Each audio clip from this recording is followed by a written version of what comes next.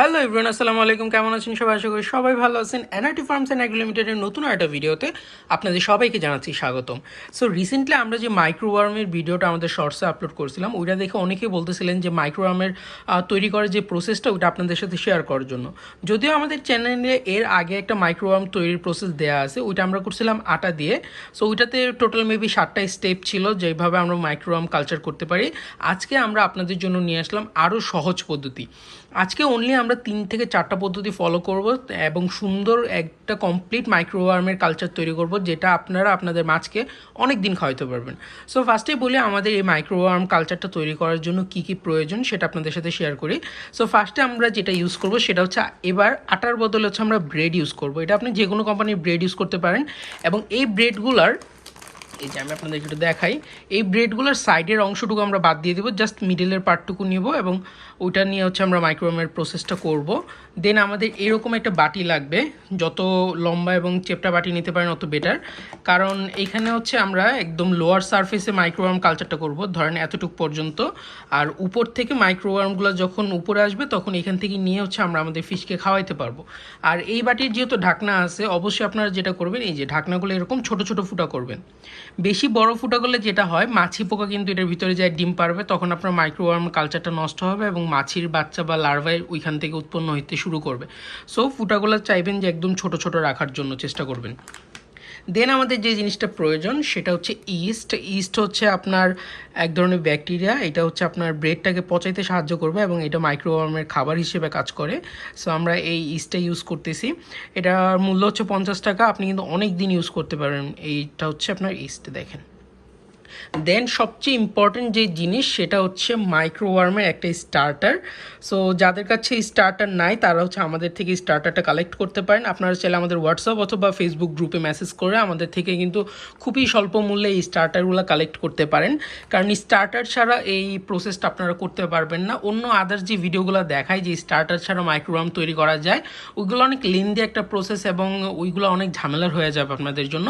আপনারা জাস্ট একবার স্টার্টারটা কালেক্ট করেন এবং আজকে আমি যেভাবে আপনাদেরকে প্রসেসটা দেখাবো ওইভাবে যদি ফলো করেন, তাহলে কিন্তু প্রতিনিয়তই আপনারা মাইক্রোওয়ার্মটা কন্টিনিউয়াসলি প্রডিউস করতে পারবেন আপনাদের মাছের বাচ্চার জন্য। আর ফাইনালি আমাদের পানি লাগবে আটাটা গুলানোর জন্য। আটা বলতেছি যে ব্রেডটা আমরা গুলাবো, ওইটার জন্য আমাদের পানির প্রয়োজন হবে। সো আসেন আমরা শুরু করি। ফার্স্টে আমরা যে জিনিসটা করব, আমরা হচ্ছে এই প্লেটের মধ্যে ব্রেডের সাইডের অংশটুকু বাদ দিয়ে নিই। আমরা জাস্ট হচ্ছে ব্রেডের ভিতরের থেকে যে পার্টগুলো আছে ওইগুলো কালেক্ট করে আমাদের বক্সের মধ্যে নিয়ে নিচ্ছি। সো আমি যেহেতু এক হাতে কাজটা করতেছি, সো এই জন্য হয়তো একটু সমস্যা হইতেছে, বাট সমস্যা নেই। আমি হচ্ছে এইভাবে কালেক্ট করে সবগুলো ব্রেড থেকে নিয়ে নিচ্ছি। আমরা টোটাল আজকে আমাদের এই কালচারটার জন্য 3টা পিস ইউজ করব ব্রেডের, দেখেন। এবং আদার্স যেগুলো আছে ওইগুলো হচ্ছে অন্য কাজে ইউজ করা হবে, সমস্যা নেই, কোনো কিছুই ওয়েস্টেজ হবে না এখানে। আর এই কালচারটা আপনারা কিন্তু খুব সহজেই বাসায় নিজেরা তৈরি করতে পারেন, কোনো ঝামেলা নেই। জাস্ট আপনাদেরকে একটু হচ্ছে যে স্টার্টারটা আছে ওইটা কালেক্ট করতে হবে। আপনারা যে এলাকায় থাকেন না কেন, কম বেশি এখন সবাই স্টার্টারগুলো সেল করতেছে। আপনারা ফেসবুক গ্রুপগুলোতে অথবা পেজগুলোতে একটু দেখলেই স্টার্টারটা কিন্তু পেয়ে যাবেন। সো অনেক টাকা দিয়ে স্টার্টার বারবার কিনে মাছকে কতদিন খাওয়াবেন, যদি নিজেরা তৈরি করতে পারেন এটা কিন্তু আপনাদের জন্য অনেক বেটার, কারণ এইটা মাছের বাচ্চার গ্রোথ এবং কালার ডেভেলপমেন্টে অনেক ভালো কাজ করে। সো আমাদের ফাইনাল ব্রেডটাও আমরা নিয়ে নিচ্ছি। সো আমরা ব্রাউন অংশটুকু নিয়ে নিই, আমরা জাস্ট দেখেন এই যে সাদা অংশটুকু নিতেছি এবং এখান থেকে আমি আর একটু নিয়ে নিব।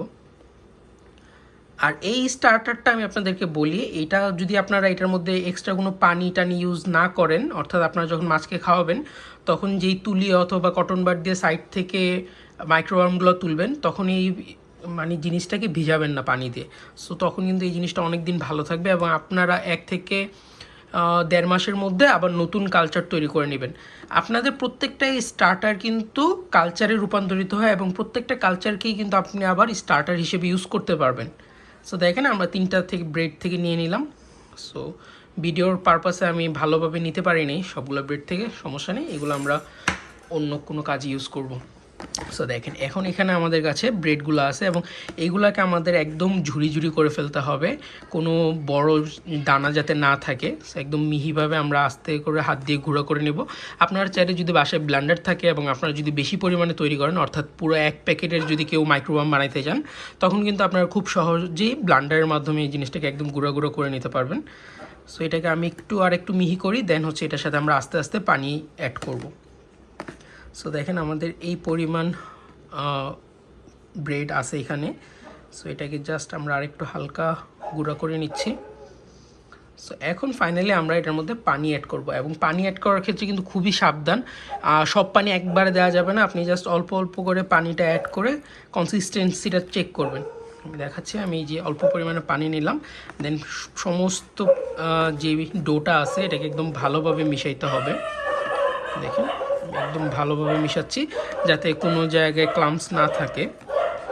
সো আমার ব্যাকগ্রাউন্ডে কুকুর প্রচুর পরিমাণে নয়েজ করতেছে, এই জিনিসটা একটু ইগনোর করবেন, কারণ মহল্লায় প্রচুর পরিমাণে কুকুর হয়েছে, এবং রাতে যেহেতু ভিডিও করতেছি হয়তো বা কোনো মানুষ এখান দিয়ে গেছে, এই জন্য কুকুরগুলো সাউন্ড করতেছে। সো আমাদের এই প্রসেসটার ক্ষেত্রে আমাদের যে ডোটা হবে ওটাকে আপনি একদম পানীয় করতে পারবেন না, আবার একদম হার্ডও থাকা যাবে না। সো একটা লিথাল কনসিস্টেন্সিতে আসতে হবে, যেখানে আপনি খুব সহজে এই জিনিসটাকে প্রেস করলে দেখবেন যে একদম মিশে মিশে যাচ্ছে।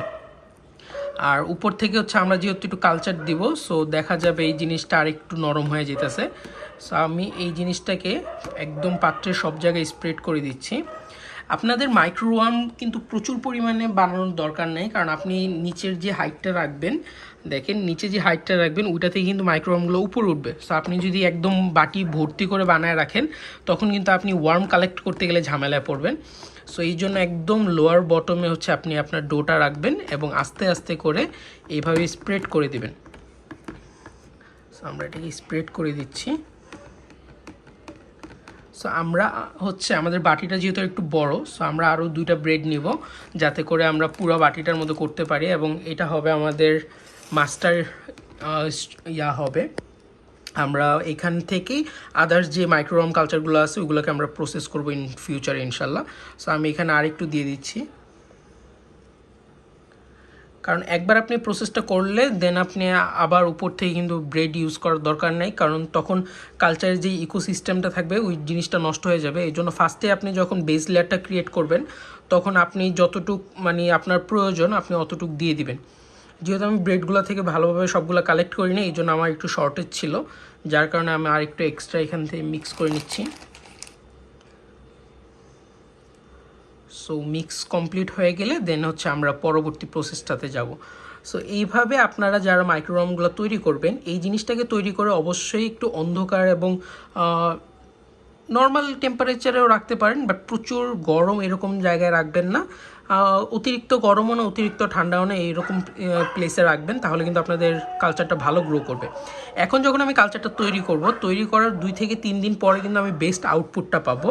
অর্থাৎ আমি যখন পোকাগুলো এখানে দিতেছি তারা বংশ বিস্তার করবে, প্রজনন করবে, সো মাল্টিপ্লাই হইতে থাকবে এবং আপনার কালচারটা কিন্তু তখন রানিং হয়ে যাবে। আপনি দেওয়ার পর থেকেই কিন্তু কালেক্ট করা শুরু করলে দেখবেন অনেক কম পাইতেছেন, বাট 2-1 দিন সময় দিলে দেখবেন এই আপনার যে কালচারটা আছে এটা ভালোভাবে গ্রো করতেছে। সো আমার কাছে মনে হচ্ছে এখন যতটুকু নিচে আমরা অতটুকু এনাফ হবে আমাদের এই কালচারের জন্য। সো আমি এটার মধ্যে আরেকটু পানি দিয়ে এখন পুরোটাকে আবার ভালোভাবে একটু মিক্স করে নিচ্ছি।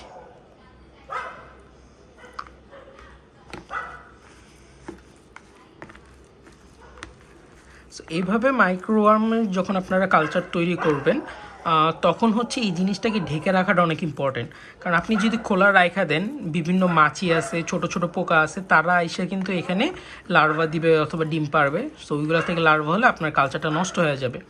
সো যখনই আপনারা যা মাছকে খাওয়াবেন তো এরপরে হচ্ছে ভালোভাবে ঢাকনা লাগিয়ে রেখে দিবেন, তাহলে আপনার কালচারের আর কোনো সমস্যা হবে না। আর যেহেতু ইস্টের কারণে এই ব্রেডটা একটু পচে যাবে, সো একটু হালকা স্মেল আসবে, কিন্তু ওইটা সহনশীল মাত্রায় থাকে, সো তেমন কোনো সমস্যা হয় না। যাদের স্মেলে সমস্যা আছে তাদের জন্য এই জিনিসটা বলা, যে এটা যেহেতু ব্রেডটা পচে যাবে, সো মাইক্রোওয়ার্মগুলো ওইভাবেই তৈরি হয় এবং খাবার খায়, এই জন্য হচ্ছে আপনাদেরকে হালকা একটু স্মেল থাকবে, বাট ওটা আপনার সহনশীল পর্যায়েই থাকে, কোনো সমস্যা হয় না। এই যে দেখেন এখানে আমাদের বেসটা কিন্তু একদম ভালোভাবে প্রত্যেক জায়গায় স্প্রেড করা হয়ে গেছে। সো এখন হচ্ছে আমরা নেক্সট স্টেপে যাইতে পারবো। সো আমরা এই পর্যন্ত কিন্তু আপনাদেরকে জাস্ট 2টা স্টেপ দেখালাম, একটা হচ্ছে আমরা কী ইউজ করতেছি এবং দেন হচ্ছে আমরা ব্রেডটাকে আমাদের বেস লেয়ার হিসেবে ইউজ করলাম। এই যে দেখেন আমাদের বেস লেয়ারটা কমপ্লিট হয়ে গেছে। এখন হচ্ছে আমরা মাইক্রোওয়ার্মের যে খাবার তাদেরকে খাবার হিসেবে ইস্ট দিতে হবে। এখন হচ্ছে আমরা ইস্টটা দিব। সো আমরা ইস্টটা নিয়ে আসতেছি। এবং আপনাদেরকে আমি দেখাচ্ছি যে কী পরিমাণ ইস্ট আমাদেরকে দিতে হবে। দেখেন আপনারা এইভাবে যে মুখা যেটা আছে, যেহেতু আমি এক হাতে কাজ করতেছি, সো ইস্টের ঢাকনার মধ্যে কিছু পরিমাণ ইস্ট আগে থেকে নেবেন। বেশি ইস্টের কখনোই প্রয়োজন হয় না, জাস্ট আপনি এখন এই যে প্রত্যেকটা সাইডের কর্নারে এইভাবে হচ্ছে আপনারা ইস্টটাকে ছড়ায় ছিটায় দিবেন। দেখেন আমি পুরা লেয়ারের মধ্যে এভাবে ইস্টটাকে ছড়ায় দিতেছি। সো এটা যেটা হবে, ইকুয়ালি যখন আপনি স্প্রেড করবেন তখন কিন্তু আপনার যে ওয়ার্মগুলো আছে সবগুলো প্রত্যেকটা জায়গা থেকে কিন্তু খাবার পাবে এবং ভালোভাবে গ্রো করবে। সো আমরা আরেকটু ইস্ট দিয়ে দিব, যেহেতু আমাদের এই সাইডটা একটু খালি আছে। সো বেশি ইস্টের প্রয়োজন নেই। আর এই কালচারটা এখন থেকে রেডি হবে, আপনার 1 থেকে 1.5 মাস অনায়াসে ইউজ করতে পারবেন। এবং যখন দেখবেন যে শেষের পর্যায়ে চলে আসছে, তখন আপনি আবার এটাকে স্টার্টার হিসেবে ইউজ করে নতুন একটা কালচার তৈরি করে নেবেন। সো আমরা আমাদের থার্ড স্টেপটাও কমপ্লিট করলাম, যেটা হচ্ছে আমরা মাইক্রোওয়েভের খাবার হিসেবে ইস্ট ব্যবহার করলাম। এখন ফাইনাল স্টেপ যেটা আমাদের, সেটা হচ্ছে আমাদের যেই মাইক্রোওয়েভের স্টার্টারটা আছে, সো এই স্টার্টারটা হচ্ছে আমাদের এইখানে দিতে হবে। সো চলেন আমরা স্টার্টারটা খুলি। দেন হচ্ছে এই যে দেখেন, এটা হচ্ছে আমাদের স্টার্টার, এবং স্টার্টারে দেখেন অলরেডি কিন্তু প্রচুর পরিমাণে পোকা গ্রো করতেছে। দেখছেন সাইডগুলোতে এই যে এভাবে আইসা থাকে। সো আমরা যে কাজটা করব, আমরা হচ্ছে এই স্টার্টারের মধ্যে, অর্থাৎ আমাদের নতুন যে কালচারটা হয়েছে, নতুন কালচারের মধ্যে আমরা এই স্টার্টারটাকে স্প্রেড করে দেব। দেখেন এইভাবে হচ্ছে আমরা প্রত্যেকটা সাইড থেকে এভাবে দিয়ে দিব। সো এই জিনিসটা করলে যে জিনিসটা হবে, যে আপনার কালচারটা কিন্তু পুরা একদম রেডি হয়ে যাবে সব সাইড থেকে, এবং ওয়ার্মগুলো কিন্তু খাবার পাবে, যেহেতু আমরা প্রত্যেকটা জায়গায় খাবার দিছি। সো তাদের খাবারের কোনো সমস্যাই হবে না। জাস্ট আমাদের যে জিনিসটা করতে হবে, বেশি নাড়ানোর দরকার নেই এবং মিশানোরও প্রয়োজন নেই। আপনি জাস্ট উপর থেকে এভাবে ঢেলে দিয়েছেন, আপনার কাজ কমপ্লিট। এখন আমাদেরকে যে জিনিসটা করতে হবে সেটা হচ্ছে আমরা জাস্ট বাটিটাকে হালকা 2-1টা ট্যাপ করব নিচে, যাতে প্রত্যেকটা জিনিস একদম সেট হয়ে যায়। দেখেন এভাবে সেট হয়ে গেল। সো এখন দেখেন এখানে যে পরিমাণে মাইক্রোওয়ার্ম আছে, ওটা যদি আমি আপনাদেরকে একটু দেখানোর চেষ্টা করি জুম করে, প্রত্যেকটার মধ্যে কিন্তু মুভমেন্ট আপনারা খেয়াল করতে পারতেছেন কিনা আমি নট শিওর, বাট দেখেন প্রত্যেকটার মধ্যে কিন্তু মুভমেন্ট হইতেছে, প্রচুর পরিমাণে মুভমেন্ট হবে। এবং ছোট ছোট পোকা কিন্তু অনেক আছে এখানে, অনেক। এই যে দেখেন এইভাবে, এই যে লাইটের মধ্যে ভালোভাবে দেখা যাচ্ছে। সো আপনাদের রেডি কালচার হয়ে গেছে একদম। এটা আপনি 2 থেকে 1 দিন সময় দিলে দেখবেন পোকাগুলো একদম পুরো জায়গা নিয়ে নিছে। এই জায়গা যেগুলো খালি আছে এগুলোতে পোকাগুলো চলে যাবে এবং আস্তে আস্তে পোকাগুলো উপরের দিকে ভাসা শুরু করবে। সো আপনারা সাইডটা একটু ক্লিন করে দিবেন যদি সাইডে কোথাও ব্রেড টেড লেগে থাকে, কারণ আপনাদের যখন পোকা কালেক্ট করবেন তখন আপনাদের জন্য জিনিসটা কিন্তু ইজি হবে। কারণ আপনারা যখন মাছকে খাবারটা খাওয়াবেন তখন জাস্ট হচ্ছে ওয়ার্মটা খাওয়াবেন, কখনোই কিন্তু এখানে যে কালচার মিডিয়াগুলো আছে ওই জিনিসগুলো পানির মধ্যে দিবেন না, তাহলে কিন্তু পানির যে প্যারামিটার থাকে ওগুলো নষ্ট হয়ে যায়। সো এটা হচ্ছে আমাদের মাইক্রোওয়ার্মের কালচার এবং খুবই সহজ স্টেপে করা হয়েছে। এখন জাস্ট হচ্ছে আমরা উপর থেকে লিডটা লাগাই দেবো, এবং এই লিডটার মধ্যে দেখেন প্রচুর পরিমাণে ছিদ্র করা আছে, সো কোনো মাছি বা কোনো কিছুই যাতে এটার মধ্যে না যেতে পারে। সো এইটা হচ্ছে আমাদের রেডি একটা কালচার মাইক্রোওয়ার্মের। দেখেন বেস লেয়ারটা কতটুকু, এবং উপরে কিন্তু প্রচুর পরিমাণে মাইক্রোওয়ার্ম 2-1 দিনের মধ্যে আমরা আপনাদেরকে আপডেট দেবো ইনশাল্লাহ, যে আমাদের এই মাইক্রোওয়ার্মের কালচার থেকে আমরা কি পরিমাণ আউটপুট পেলাম। সো আজকে ভিডিওটা এই পর্যন্তই। যদি ভিডিওটা ভালো লাগে তাহলে অবশ্যই এটা লাইক করবেন, শেয়ার করবেন, সাবস্ক্রাইব করবেন আমাদের চ্যানেলে যদি নতুন হয়ে থাকেন।